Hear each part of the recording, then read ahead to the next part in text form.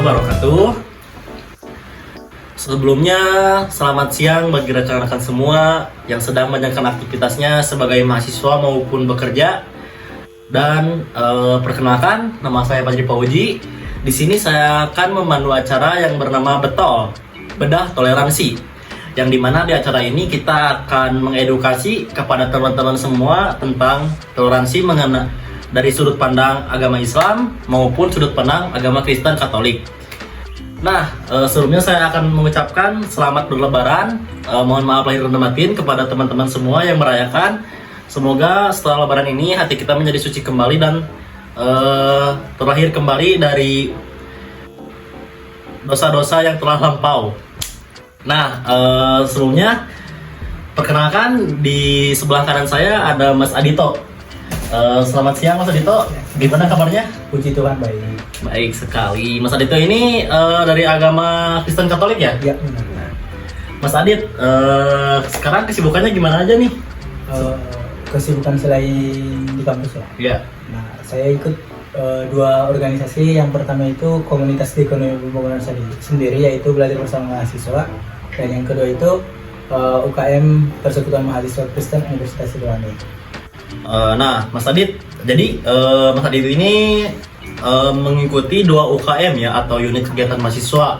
Yang pertama itu ada BBM dan PMK. Kalau BBM itu biasanya Mas Adit sibuknya itu saat sedang mau ujian ya? Saat mau UTS maupun UAS ya? Kadang ada kegiatan lain juga. Oh, jadi BBM itu sangat membantu ya buat mahasiswa, khususnya jurusan Ekonomi Pembangunan Universitas Silawangi.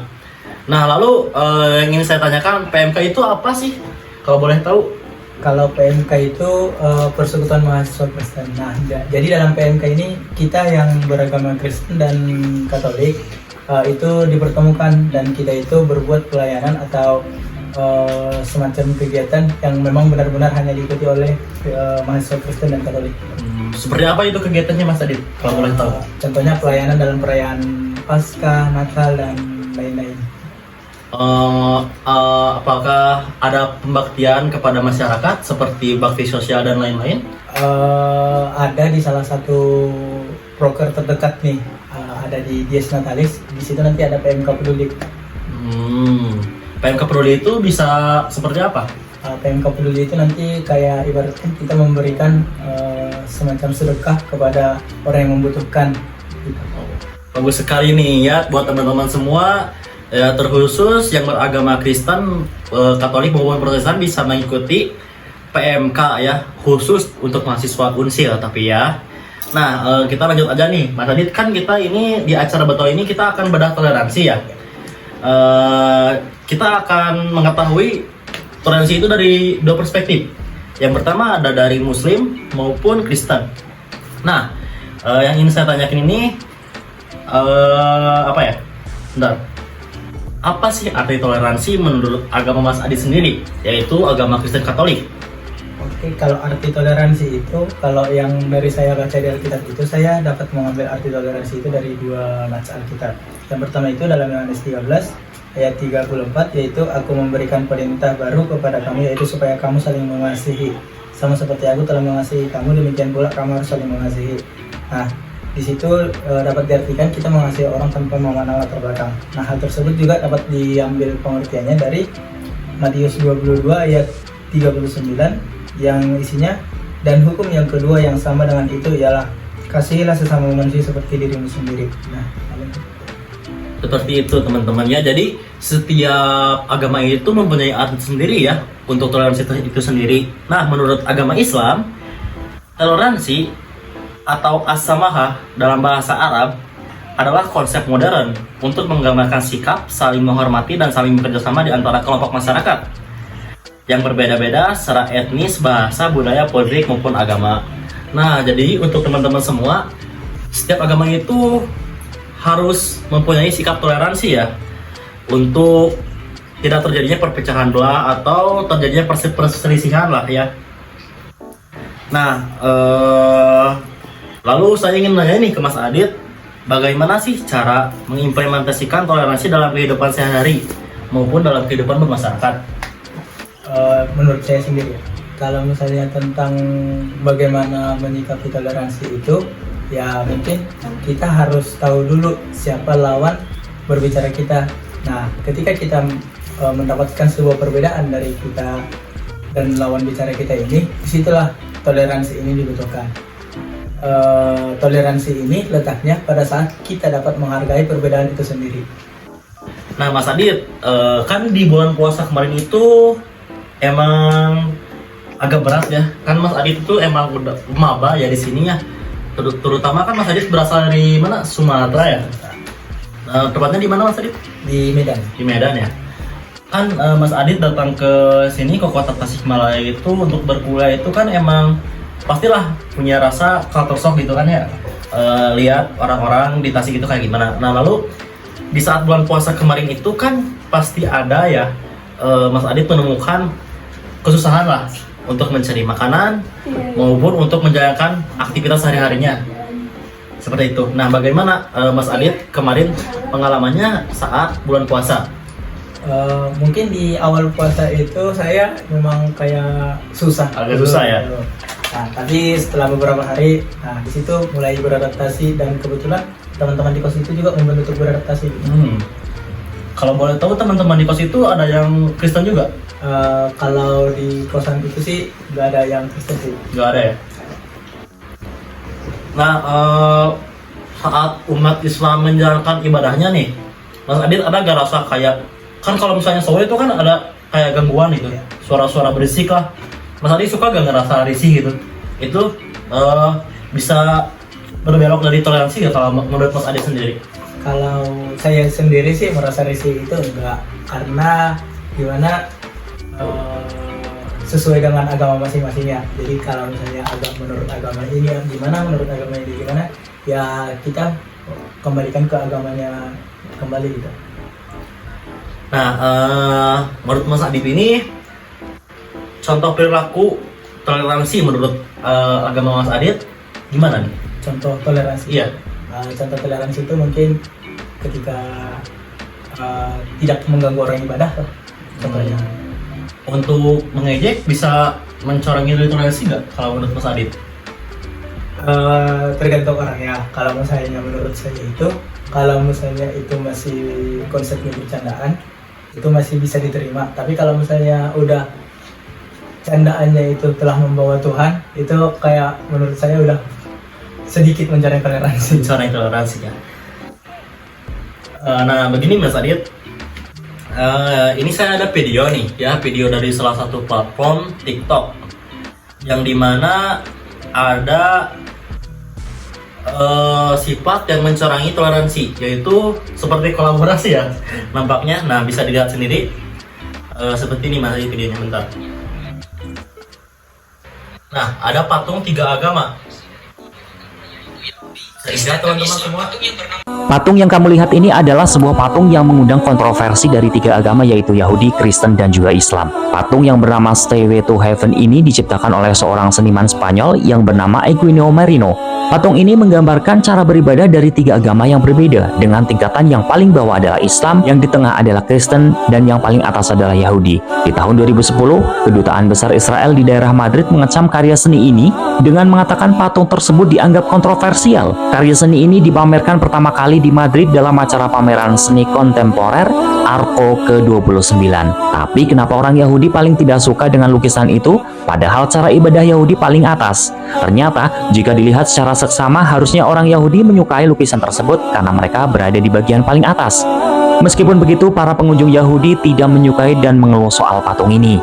Ketika pengunjung ditanya alasan mengapa kaum Yahudi tidak menyukai dan mengeluh dengan bentuk patungnya, secara tidak terduga, jawaban dari kaum Yahudi tersebut sangatlah simpel sekali, yaitu jika Muslim di bagian bawah patung tersebut berdiri, maka 2 agama yang di atasnya akan jatuh dan. Nah, gimana nih tanggapan Mas Adit melihat konten tersebut yang membahas mengenai 3 patung? 3 patung agama. Yang pertama itu ada Muslim ya, dia sedang sujud, lalu ada umat Kristen dan ada umat Yahudi. Gimana nih tanggapannya? Kalau menurut saya sih, kita kan tidak tahu apa tujuan dari pembuat patung itu. Ya. Nah, tapi kalau dilihat secara sekilas itu kayak di salah satu kayak merendahkan dan meninggikan agama tertentu gitu. Jadi kalau kan kita itu dan agama itu ya setara. Tidak ada agama yang paling benar, tidak ada agama yang salah. Ya, betul. Semua agama benar menurut pengikutnya masing-masing. Nah kalau menurut saya patungnya itu ya sedikit kontroversial sih. Ya apa salahnya kalau misalnya patungnya dibuat langsung berjejer aja gitu. Tapi seringkali kan di agama Mas Adit ini ada patung nih ya, ada patung di gereja. Nah, jika ada kesalahan dalam pembuatan patung, apakah Mas Adit merasa tercoreng agamanya atau bagaimana? Kalau saya pribadi sih belum tahu karena saya juga kan tidak tahu bagaimana wajah asli dari patung tersebut Yeah. gitu. Jadi ya mungkin kan saya secara sekitar kita itu kan ibadah tidak untuk melihat patung, tapi untuk berdoa. Jadi tidak terlalu melihat patung itu, tidak terlalu peduli dengan patung itu sih. Berarti yang dijunjung Mas Adit ini adalah iman kepada Tuhan ya pada Ya. intinya ya. Tidak mempunyai sifat komunis ya. Nah, lalu lanjut aja ya Mas. Di sini saya akan nanya tentang solusinya. Solusi dari beberapa isu yang terjadi di Indonesia itu dalam waktu sebelum merdeka itu kan ada sesudah merdeka ada isu DTII. DTII itu kayak mengislamkan Indonesia itu supaya menjadi sebuah negara Islam. Nah itu kan sudah menyalahi Pancasila ya. Nah lalu ada beberapa isu tentang dilarangnya pembuatan gereja. Nah saya ingin nanya juga tentang pelarangan gereja nih. Gimana tanggapannya menurut Mas Adit? Sebenarnya kalau misalnya tentang pelarangan gereja atau bahkan pembubaran gereja Ya. itu memang sudah sering terjadi. Mungkin berita-berita akhir-akhir ini juga banyak terjadi demikian. Nah, tapi kalau saya pribadi saya tidak terlalu peduli sama itu. Ya memang saya sedih, saya kasihan karena teman-teman saya juga tidak bisa ibadah gitu. Nah, tapi kembali lagi ketika kita itu benci terhadap kan tidak semua umat muslim itu yang bersalah terhadap pembubaran gereja itu, Iya, tetapi betul. oknum-oknum tertentu. Nah, ketika kita benci dan ingin membalaskan dendam ke semua umat muslim, apa bedanya kita dengan oknum yang membubarkan ibadah itu? Betul sekali Mas Adit. Jadi mending saya simpan aja gitu dan tetap aja berbuat kasih tanpa memandang latar belakang kita. Sekarang isu tersebut emang agak menyakitkan hati ya menurut umat Kristen karena tempat ibadah mereka sendiri dibubarkan tanpa izin dari mereka sendiri. Kan harusnya memang kalau misalnya tidak diberikan izin itu emanglah itu sudah menyalahi aturan. Namun lebih menyalahi aturan lagi ketika kita merubuhkan atau membubarkan kegiatan beragama umat itu sendiri ya Mas. Karena itu juga sudah menyalahi Pancasila yang dimana itu menyalahi dari poin ketiga ya, Persatuan Indonesia. Karena Indonesia ini dibentuk melalui persatuan dari berbagai budaya, etnis, ras, dan agama. Jadi kita itu tidak boleh untuk egois untuk menjadikan negara Indonesia ini untuk menjadi negara agama tertentu ya Mas ya. Seperti itu. Nah terakhir nih Mas, saya yang ingin nanya itu tentang solusinya bagaimana nih untuk menghadapi isu-isu tersebut.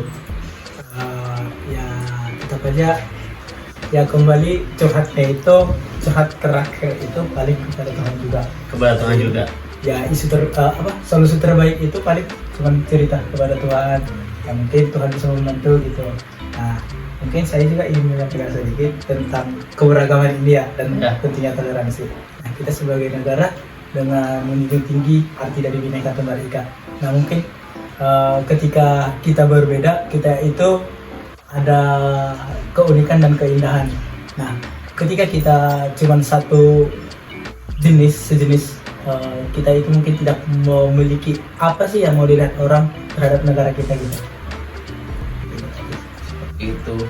Jadi kata-kata terakhir nih dari Mas Adit untuk kawan-kawan semua untuk membukakan matanya yang belum paham mengenai toleransi itu dan menyalahi toleransi itu. Gimana nih kata-kata terakhir Closing statement. untuk mereka ya? Closing statement dari Mas Adit gimana?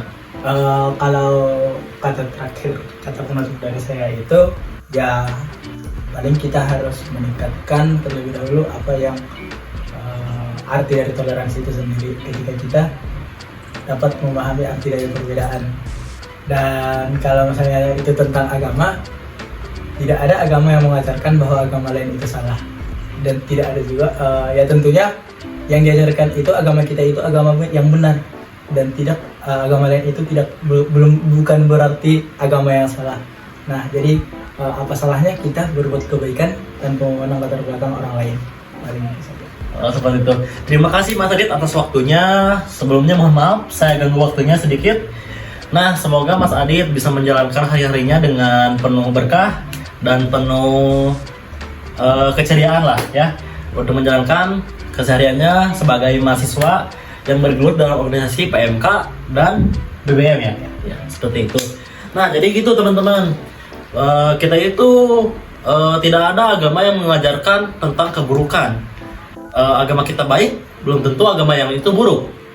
Nah, jadi kesimpulannya kita harus saling menghargai ajaran-ajaran dari agama manapun, dari agama Islam, Kristen, Buddha, Konghucu, dan lain sebagainya, asal kita itu tidak menyalahi aturan untuk menyalahi Tuhan ya, seperti komunis contohnya PKI ya Mas Adit ya. Ya, mungkin itu saja yang bisa kami sampaikan, dan semoga acara ini bermanfaat dan dapat dijadikan pembelajaran bagi mahasiswa maupun masyarakat. Sekian dari saya Fajri undur diri. Dan saya Adito Manalu. Kami ucapkan terima kasih.